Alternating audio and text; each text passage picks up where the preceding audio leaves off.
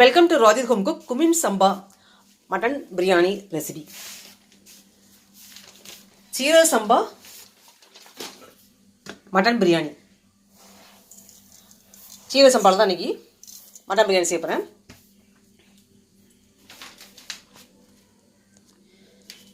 சீரக சம்பா மட்டன் பிரியாணி செய்ய தேவையான பொருட்கள்: மட்டன் 1.25 கிலோ, சீரக சம்பா அரிசி இந்த கிளாஸுக்கு 4 கிளாஸ் அளவுக்கு எடுத்திருக்கேன்.